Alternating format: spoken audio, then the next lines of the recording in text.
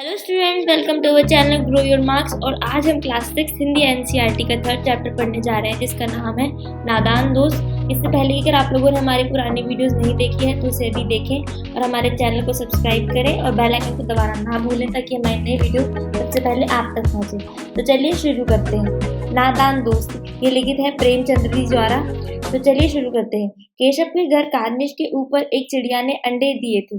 केशव और उसकी बहन श्यामा दोनों बड़े ध्यान से चिड़िया को वहां आते जाते देखा करते। सवेरे दोनों आंख मलते कारनिश के सामने पहुंच जाते और चिड़िया दोनों को वहां बैठा पाते। उनको देखने में दोनों बच्चों को ना मालूम क्या मजा मिलता। दूध और जलेबी की सुदबीना रहती थी। दोनों के दिल में तरह तरह के सवाल उठते। अंडे कितने बड़े होंगे, किस रंग के होंगे, कितने होंगे, क्या खाते होंगे, उनमें से बच्चे किस तरह निकल आएंगे, बच्चों के पर कैसे निकलेंगे, घोंसला कैसा है। लेकिन इन बातों का जवाब देने वाला कोई नहीं। ना अम्मा को घर के काम धंधों से फुर्सत थी, ना बापूजी को पढ़ने लिखने से। दोनों बच्चे आपस में ही सवाल जवाब करके अपने दिल को तसल्ली दे दिया करते थे। अब यहाँ पे जो लेखक है वो बताते हैं कि एक लड़का है और उसकी एक बहन है। लड़का जो है उसका नाम केशव है और उसकी छोटी बहन का नाम श्यामा है। जो केशव है उसके घर एक चिड़िया ने कारनिश के ऊपर अंडे दिए हैं। अब कारनिश होता है जो खिड़की के ऊपर जो निकली हुई सी दीवार होती है, जो छज्जा होता है, वहां पे चिड़िया ने अंडे दिए हैं। और उसकी बहन और केशव दोनों वहां पे चिड़िया को बार बार आते जाते देखा करते थे। और दोनों सुबह उठते से ही, आंख मलते से ही वहां कारनिश के वहां पहुंच जाते थे उनको देखने के लिए। और वहां पे चिड़िया को दोनों को वहां बैठा पाते थे। उन बच्चों को पता नहीं उन देखने में क्या मजा आता था कि उन्हें दूध और जलेबी की सुध भी नहीं रहती थी। और उनके दिमाग में कई कई तरह के सवाल उठते थे, जैसे कि अंडे कितने बड़े होंगे, किस रंग के होंगे, घोंसला कैसा होगा। ऐसे कई सारे सवाल उनके मन में आते थे, लेकिन जवाब देने वाला कोई नहीं रहता था। क्योंकि जो अम्मा है उन्हें घर के काम धंधों से फुर्सत नहीं मिलती थी, और जो बापूजी है उन्हें पेपर पढ़ने से या उनके जो लिखा पढ़ी का काम है उससे उन्हें फुर्सत नहीं मिलती थी। तो दोनों बच्चे आपस में ही अपने सवाल जवाब करते थे और दिल को तसल्ली दे दिया करते थे। श्यामा कहती, क्यों भैया, बच्चे निकलकर फुर से उड़ जाएंगे। केशव विद्वानों जैसे गर्व से कहता, नहीं रे पगली, पहले पर निकलेंगे, बगैर परों के बेचारे कैसे उड़ेंगे। श्यामा, बच्चों को क्या खिलाएगी बेचारी। केशव इस पेचीदा सवाल का जवाब कुछ न दे सकता था। इस तरह 3-4 दिन गुजर गए। दोनों बच्चों की जिज्ञासा दिन दिन बढ़ती जाती थी। अंडों को देखने के लिए वे अधीर हो उठे थे। उन्होंने अनुमान लगाया कि अब जरूर बच्चे निकल आए होंगे। बच्चों के चारे का सवाल अब उनके सामने आ खड़ा हुआ। अब जो श्यामा है, जो केशव की बहन है छोटी, वो पूछती है भैया से कि भैया, जो बच्चे निकलेंगे तो क्या वो फुर से उड़ जाएंगे। तो केशव बहुत ही विद्वानों की तरह गर्व से कहता है, नहीं रे पगली, पहले उनके पर निकलेंगे, बगैर परों के वो कैसे उड़ेंगे। फिर श्यामा बोलती है कि वो जो चिड़िया है वो अपने बच्चों को क्या खिलाएगी। तो जो केशव है वो इस बारे में नहीं सोचता है, वो इस पेचीदा सवाल का जवाब नहीं दे पाता। और ऐसे करते करते 3-4 दिन निकल जाते हैं और अब जो बच्चे हैं उनकी जिज्ञासा और बढ़ जाती है उन चिड़िया और अंडों को देखने के लिए। तो वो अनुमान लगाते हैं कि अब जो है बच्चे निकल आए होंगे। तो अब केशव और जो श्यामा है उसके सामने उनके चारे का सवाल खड़े हो जाता है। अब जो चिड़िया है वो कहाँ से खाना लाएगी, इस बात का उन्हें जवाब चाहिए। तो चलिए आगे बढ़ते हैं। चिड़िया बेचारी इतना दाना कहाँ पाएगी कि सारे बच्चों का पेट भरे। गरीब बच्चे भूख के मारे चू चू करके मर जाएंगे। इस मुसीबत का अंदाजा करके दोनों घबरा उठे। दोनों ने फैसला किया कि कारनिश पर थोड़ा सा दाना रख दिया जाए। श्यामा खुश होकर बोलती, तब तो चिड़िया को चारे के लिए कहीं उड़कर ना जाना पड़ेगा। केशव, नहीं, तब क्यों जाएगी। श्यामा, क्यों भैया, बच्चों को धूप ना लगती होगी। केशव का ध्यान इस तकलीफ की तरफ ना गया था। बोला, जरूर तकलीफ हो रही होगी, बेचारे प्यास के मारे तड़पते होंगे, ऊपर छाया भी तो कोई नहीं। अब ये दोनों बच्चे ऐसा बात करते हैं कि वो चिड़िया जो है वो इतना सारा चारा कहाँ से लाएगी, इतने सारे दाने कहाँ से लाएगी कि सारे बच्चों का पेट भर सके। जो गरीब बच्चे हैं वो चू चू करके मर जाएंगे, भूख के मारे तड़प कर मर जाएंगे। अब फिर वो इस मुसीबत का उन्हें अंदाजा नहीं रहता है। ठीक है, तो ये फैसला, दोनों बच्चे ये फैसला करते हैं कि कारनिश के ऊपर थोड़ा सा दाना रख देंगे। फिर श्यामा कहती है कि फिर तो उन्हें कहीं उड़कर नहीं जाना होगा। ठीक है, तो ये लोग उनकी बात होती है। फिर केशव कहता है कि नहीं, फिर वो क्यों जाएगी। ये जो श्यामा है वो कहती है कि भैया, उन्हें तो धूप भी लगती होगी। अब केशव जो है वो इस तकलीफ की तरफ ध्यान नहीं देता है, तो कहता है कि हाँ, उन्हें जरूर तकलीफ होती होगी और उनके पास तो पीने के लिए पानी भी नहीं है, तो वो तड़पते होंगे और ऊपर छाया भी तो नहीं है। आखिर यह फैसला हुआ कि घोंसले के ऊपर कपड़े की छत बना देनी चाहिए। पानी की प्याली और थोड़े से चावल रख देने का प्रस्ताव भी स्वीकृत हो गया। दोनों बच्चे बड़े चाव से काम करने लगे। श्यामा माँ की आंख बचाकर मटके में से चावल निकाल लाई। केशव ने पत्थर की प्याली का तेल चुपके से जमीन पर गिरा दिया और उसे खूब साफ करके उसमें पानी भरा। आखिरकार उन बच्चों ने ये फैसला किया कि वो जो घोंसला है उसके ऊपर कपड़े की जो है छत बना देंगे और पीने का पानी और थोड़े से चावल भी रख देने का प्रस्ताव भी उन लोगों ने सोचा। अब जो दोनों बच्चे हैं वो बहुत ही चाव से मतलब बहुत ही मजे के साथ बहुत ही काम में इतने मगन हो गए, काम करने लगे और श्यामा माँ की आंख बचाकर चुपके से मटके में से चावल निकाल लाई और जो केशव है उसने जो दिया है उसका तेल उसने जमीन पर गिरा दिया और उसे खूब साफ कर उसमें पानी भर दिया। अब चांदनी के लिए कपड़ा कहाँ से आए? फिर ऊपर बगैर छड़ियों के कपड़ा ठहरेगा कैसे और छड़ियाँ खड़ी होंगी कैसे? केशव बड़ी देर तक उस उधेड़-बुन में रहा। आखिरकार उसने ये मुश्किल भी हल कर दी। श्यामा से बोला, जाकर कूड़े फेंकने वाली टोकरी उठा लाओ, अम्मा जी को मत दिखाना। श्यामा, वह तो बीच में से फटी हुई है, उसमें से धूप ना जाएगी? केशव ने झुठलाकर कहा, तू टोकरी तो ला, मैं उसका सुराख बंद करने की कोई हिकमत निकाल लूंगा। अब जो है इन बच्चों के सामने चांदनी का सवाल खड़ा होता है। चांदनी मतलब की छाया। तो वो सोचते हैं कि अब हम छाया कहाँ से करेंगे, तो अब वो फैसला करते हैं कि चांदनी के लिए मतलब छाया करने के लिए हम वहाँ पे एक कपड़ा टिका देंगे। फिर कपड़ा ठहरेगा कैसे कि छड़ियों की मदद से ठहरेगा और छड़ियों को सपोर्ट कैसे मिलेगा वो ये सोचते हैं। तो जो केशव है बहुत देर तक इस उधेड़-बुन में लगा रहता है, मतलब कि इस बारे में बहुत सोचता है और आखिरकार वो ये मुसीबत भी हल कर लेता है और जो श्यामा है उससे कहता है कि जो कूड़े फेंकने वाली टोकरी है उसको ले आओ और अम्मा जी को मत दिखाना। फिर जो श्यामा है वो कहती है कि भैया पर वो तो बीच में से फटी हुई है, उसमें से तो धूप लगेगी। तो केशव कहता है कि तू टोकरी तो ला, मैं उसका भी बंदोबस्त कर लूंगा। तो चलिए आगे बढ़ते हैं। श्यामा दौड़कर टोकरी उठा लाई। केशव ने उसके सुराख में थोड़ा सा कागज ठूस दिया और तब टोकरी को एक टहनी से टिकाकर बोला, देख ऐसे ही घोंसले पर उसकी आड़ कर दूंगा, तब कैसे धूप जाएगी। श्यामा ने दिल में सोचा, भैया कितने चालाक हैं। अब जो श्यामा है वो दौड़कर जाती है। दौड़कर क्यों जाती है? क्योंकि जो केशव है वो उसको झुठलाकर बोलता है कि तू टोकरी तो लेके आ। झुठलाकर मतलब बहुत ही चिढ़ते हुए कहता है, बहुत ही चिढ़ते हुए पन से कहता है कि तू जा लेके आ, मैं उसका भी कोई उपाय निकाल लूंगा। तो श्यामा दौड़ते हुए जाती है और टोकरी लाती है। फिर जो केशव है वो जो उसका जो सुराख है मतलब जो छेद है वहाँ पे वो कागज ठूस देता है। फिर वो श्यामा को कहता है कि देख मैं ऐसे जो है ना घोंसले के ऊपर आड़ कर दूंगा जिससे कि उन्हें धूप नहीं लगेगी। तो जो श्यामा है वो दिल में सोचती है कि भैया कितने चालाक हैं।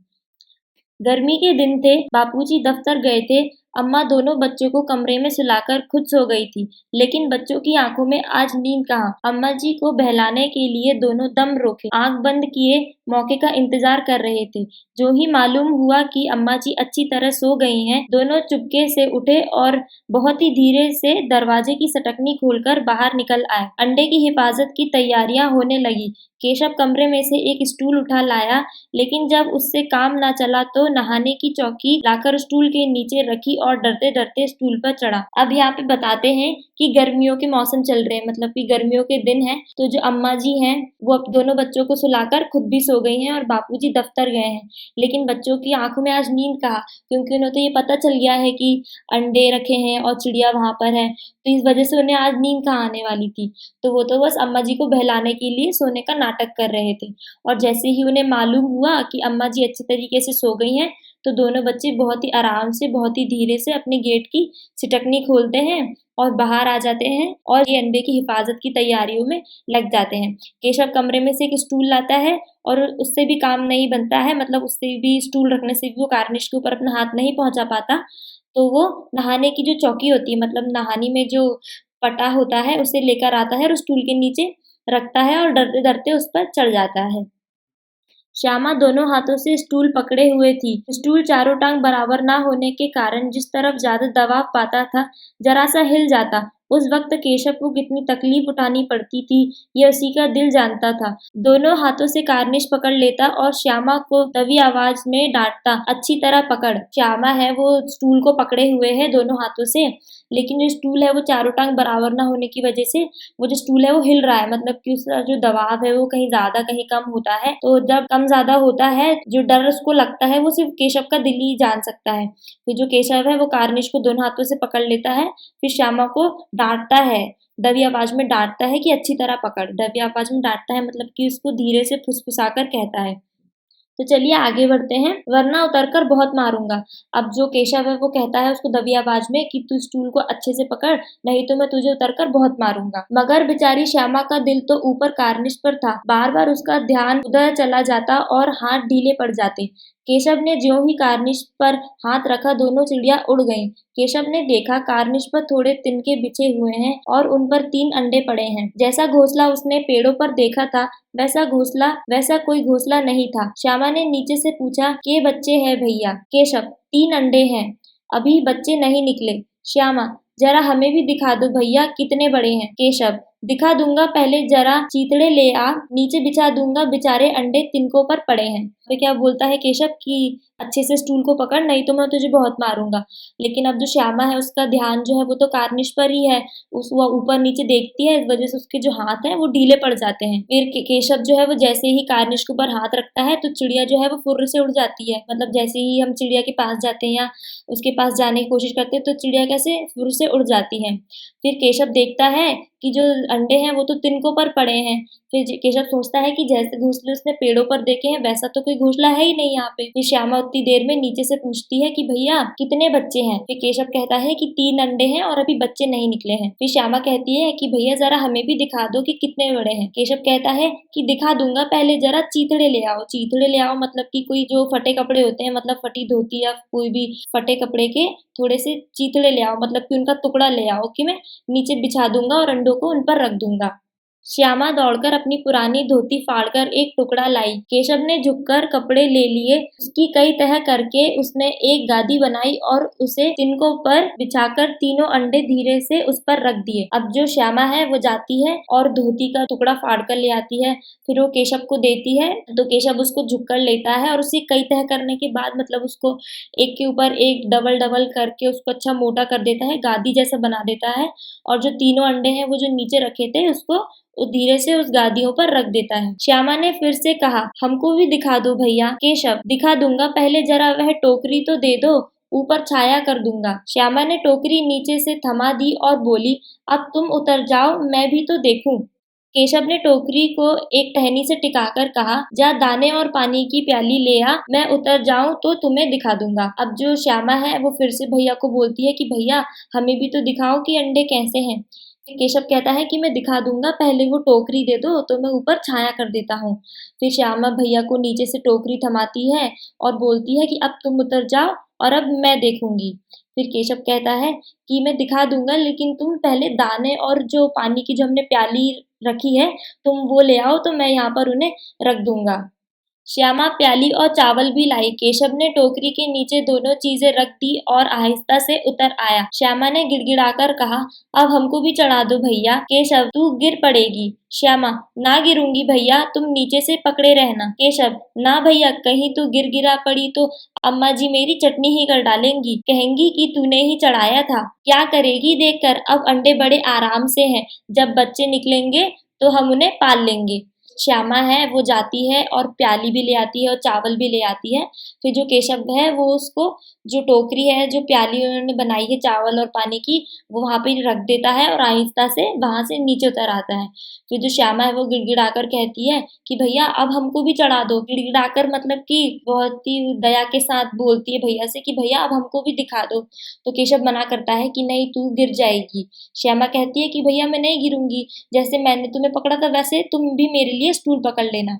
फिर केशव कहता है कि नहीं भैया, अगर तू गिरा पड़ी तो अम्मा जी को ये लगेगा कि मैंने ही तुझे बोला था वहाँ चढ़ाने के लिए। फिर केशव कहता है कि तू क्या करेगी देखकर, अब जो अंडे हैं वो बहुत ही आराम से रखे हुए हैं, मैं उन्हें अच्छे से रख दिया है, तो जब बच्चे बड़े हो जाएंगे तो हम उन्हें पाल लेंगे। दोनों चिड़िया बार बार कार्निश पर आती थी और बगैर बैठे ही उड़ जाती थी। केशव ने सोचा, हम लोगों के डर से नहीं बैठती। स्टूल उठाकर कमरे में रख आया, चौकी जहाँ की थी वहां रख दी। अब जो चिड़िया जो है वो बार बार कार्निश के ऊपर आती है लेकिन बगैर वहां बैठे ही उड़ जाती है। तो केशव सोचता है कि लगता है हमारे डर के मारे वहां पर बैठ नहीं रही हैं। तो जो केशव है वो नीचे आ जाता है और अपना जो स्टूल है वो वापस कमरे में रख देता है और जो चौकी है वो जहाँ की थी उसे वहीं रख देता है। तो चलिए आगे बढ़ते हैं। श्यामा ने आंखों में आंसू भरकर कहा, तुमने मुझे नहीं दिखाया, मैं अम्मा जी को कह दूंगी। केशव, अम्मा जी को कहेगी तो बहुत मारूंगा, कह देता हूँ। श्यामा, तो तुमने मुझे दिखाया क्यों नहीं? केशव, और गिर पड़ती तो 4 सर ना हो जाते। श्यामा, हो जाते, देख लेना मैं कह दूंगी। अब जो क्या होता है कि श्यामा फिर से जो अपनी आंखों में आंसू भरकर कहती है कि भैया तुमने हमें नहीं दिखाए, मैं ये बात अम्मा जी को बता दूंगी। तो जो केशव है वो कहता है कि अगर अम्मा जी को बताएगी तो मैं बहुत मारूंगा, बोल देता हूँ। श्यामा कहती है कि तुमने फिर मुझे क्यों नहीं दिखाए। केशव कहता है कि अगर तू गिर जाती तो तेरे चार सर ना हो जाते, मतलब कि अगर उसका सर पर कूद जाता, उसका मतलब ये है केशव का। तो श्यामा कहती है कि हो जाते तो हो जाते, लेकिन मैं देखना मैं अम्मा जी को बता दूंगी। इतने में कोठरी का दरवाजा खुला और माँ ने धूप से आंखों को बचाते हुए कहा, तुम दोनों बाहर कब निकल आए? मैंने कहा था ना कि दोपहर को ना निकलना। किसने किवाड़ खोला? अब इतने में जो बच्चे बात कर रहे होते हैं तो उस बीच ही जो कोठरी है उसका दरवाजा खुलता है, मतलब कि जो रूम है उसका दरवाजा खुलता है और माँ बाहर आती है। तो माँ पूछती है कि तुम दोनों बच्चे यहाँ बाहर क्या कर रहे हो? मैंने तुम्हें मना किया था कि दोपहर को बाहर मत निकलना। ठीक है। दोपहर अब मम्मी पूछती है कि तुम दोनों यहाँ बाहर क्या कर रहे हो? और बच्चों को दोपहर में निकलने के लिए इसलिए मना किया जाता है क्योंकि जो बच्चे हैं उन्हें धूप में ज्यादा देर धूप में खेलने से या खड़े रहने से उन्हें चक्कर आ जाते हैं या वो कमजोर हो जाते हैं, इसलिए छोटे बच्चों को दोपहर को बाहर नहीं निकलने दिया जाता। अब जो उनकी अम्मा जी है वो उनसे पूछती है कि किवाड़ किसने खोला था। किवाड़ केशव ने खोला था, लेकिन श्यामा ने माँ से ये बात नहीं कही। उसे डर लगा कि भैया पिट जाएंगे। केशव दिल में कांप रहा था कि कहीं श्यामा ना कह दे अंडे ना दिखाए थे, इससे अब उसको श्यामा पर विश्वास ना था। श्यामा सिर्फ मोहब्बत के मारे चुप थी या इस कसूर में हिस्सेदार होने की वजह से, इसका फैसला नहीं किया जा सकता था। शायद दोनों ही बात थी। अम्मा जी पूछती है कि किवाड़ किसने खोला था।